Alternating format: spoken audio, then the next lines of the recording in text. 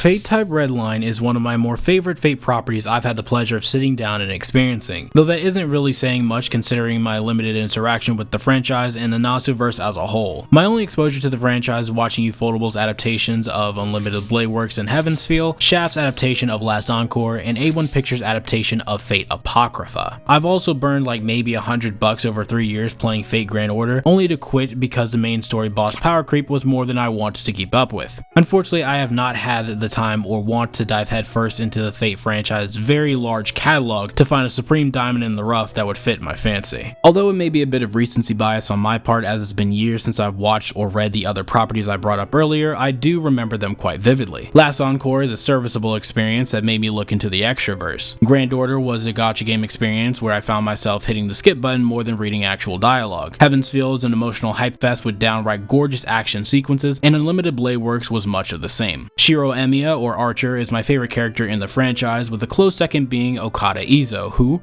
surprise surprise, appears in this ongoing manga. I know this war is covered in Fate Grand Order, but like I said before, the skip button was my best friend in that game. I mean, look at this, 2 hours and 30 minutes of cutscenes. I'm an English major. I'm doing more than enough reading in my life already. Fate type Redline is a bit refreshing for me in terms of what it offers from a character perspective. There's clearly direct influence from the most popular work in the franchise, and the main cast has similar designs or circumstances surrounding their characters. Kanada is a mage that hardly knows magecraft and ends up summoning a servant by accident, like Shiro Emiya. Tsukumo is a tsundere-esque character whose schoolgirl design and ribbon tying her hair are all reminiscent of Rin Tosaka. Okita Soji is a saber that's a short-haired blonde, has an ahoge, and is a parody of the popular saber face found in the Fate franchise started by Artoria Pendragon. These strong comparisons are attributed to what the original Imperial Holy Grail War was initially, which was a parody manga. Redline was written and illustrated by Kohai Ace, or Kei Kenshi, sorry if I butchered that, and began serialization in 2015 for the Comtic magazine. The style is very simple yet very iconic because of that more simple and cartoonish aesthetic it has, contrasting the more detailed and sharper illustrations of Takashi Takeuchi. The softer and gag-centric feel to this manga has been beloved by fans for years now and incorporated into Type Moon's biggest property, I think, Fate Grand Order. Rereading this story for the sake of this analysis has left me with a few laughs and smiles galore because of how much it pokes fun at the original source material. The more comedic approach did not translate over to this adaptation in favor of a grittier and more character-driven narrative. As an adaptation, Redline follows similar events to its original with some minor changes such as Lancer not being Cuchulainn, instead being a nameless Lancer that's still defeated upon arrival, and excludes other cameo appearances of many characters throughout the Nasuverse. The main character is also a male in this version of the story, but changing a character's gender is a Fate staple at this point. Cutting the extra characters from the Nasuverse's various corners makes the story feel more self-contained, adding to the immersive story being told. Now that the history of this story has been recounted, it's only right to move into this analysis proper.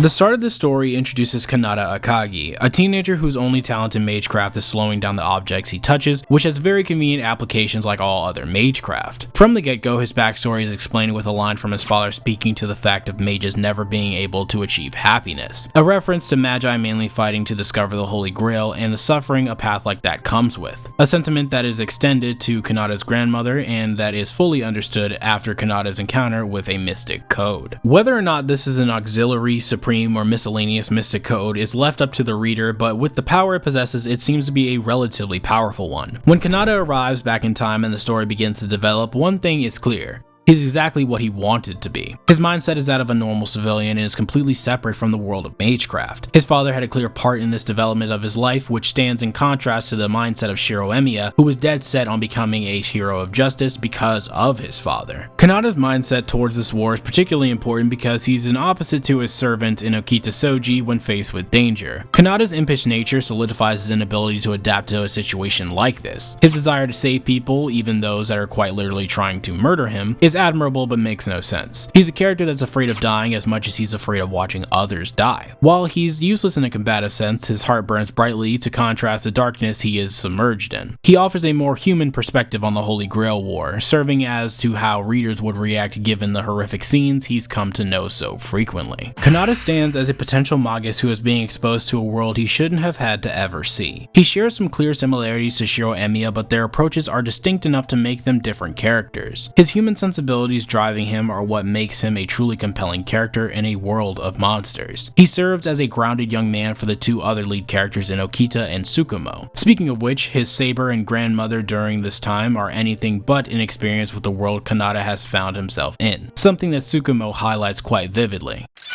Tsukumo Fujimiya is a wealth of knowledge in this story. She's a cutthroat magus who is willing to do whatever she can to get the wish that she wants. This aspect of her character is the core difference between herself and Rin. Unlike Rin, Tsukumo lacks any personal connection to Kanada to her knowledge and quickly uses him for her own goals. She represents the type of magus that are plaguing this war and what Kanada should be, which is why she survived as long as she did into her old age. She's an active character who pushes Kanada forward and doesn't back down no matter what she's faced with, even in certain death. The more quiet moments she shares with Kanada are telling of how much both are affected by the current circumstances. Her younger self and older self is a typical learning with age through line, but her clear influence on Kanada when he was younger and now that he's older is a bit cathartic, especially after their experiences together reawaken memories within him that had seemed to be lost to time. She's an important deuteragonist because of the role she plays in Kanada's growth. Their dynamic is very reminiscent of Shiro and Rin, with an edge to it that creates a very different atmosphere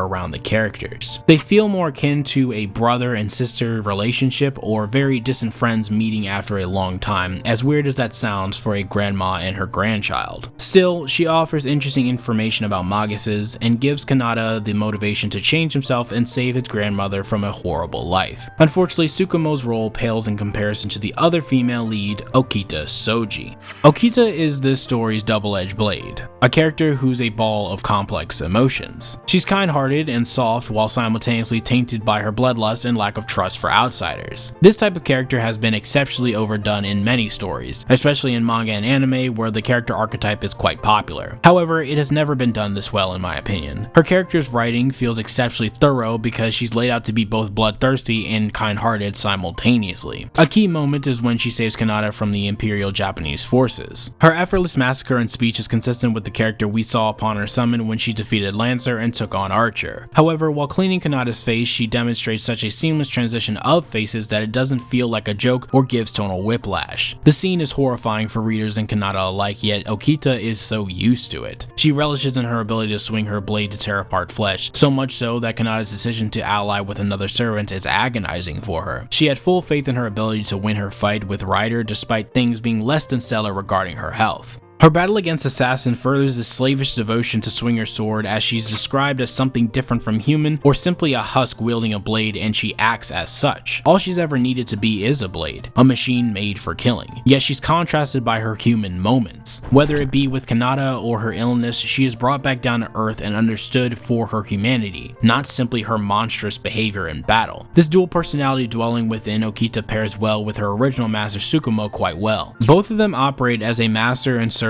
should. A master should be well versed in the way a Holy Grail war must go. Alliances are as dangerous as they are rewarding. It's a fight to the finish with only one master and servant pairing being able to claim the Holy Grail. That is how this war was supposed to go for them, but it makes things easier to see how Kanada's inclusion means the best for them. It's assumed that this war is what led to Tsukumo never achieving a bright future like she wanted. Based on this, a line of thought for how things will end can be made, but no lines can be made in confidence. He's meant to save them from a cruel fate and allow them to leave with their hearts mended, in my opinion, but like I said, that is merely an opinion. Jumping off from that, there's a few other factions and servants to talk about. The other factions offer some interesting elements into the mix, whether it be simply personality or actual danger. The Imperial Capital's armed forces give this story a more direct threat, but that's undercut by its own destruction via an immortal servant, Musashi Oni. Compound this with the coup d'etat already in motion, and the faction is soundly crushed while leaving behind a monster to deal with. Li Xuan makes an appearance using his hand-to-hand skills from his old iteration in Fate Grand Order, mixed with his younger self's expert spearmanship. His battle junkie nature gives the hype factor that this story needed as he goes toe-to-toe against an immortal servant, which is just fun as all hell. Oda Nobunaga appears in this story and is a whole lot more menacing than she has ever been. No other piece of Fate material, to my knowledge, captures this character in such a horrifying light like this story does. She's oppressive and overwhelmingly so. Her power seems unstoppable, but she's still able to express herself. The choice of her master is especially telling because she's a shivering little girl like Nobunaga looks like she should should be. A similar concept was applied to Okada Izo and his master, as both act as wolves in sheep's clothing. Okada acts like a saber when his designated class is an assassin. Raider acts like an ally when she is actively sabotaging Mugatsu, Musashi Oni's master. Mugatsu and Musashi Oni acting like complete fools respectively. On top of all this is the stellar art which brings all these complex and conflicting characters into one cohesive, gritty style. Ryoji Hirano has produced some illustrations that are just haunting and demonstrate emotions of a character with such beauty and clarity that I find it difficult to think of any other artist who should have drawn this or could have drawn this. The pen strokes feel both loose and tight to the characters, and its sketchy feel amplifies the more graphic and visceral moments of this manga, like Okada's anger towards Okita or Musashi putting his literal head back together. Everything in this manga is a work of art, and I mean that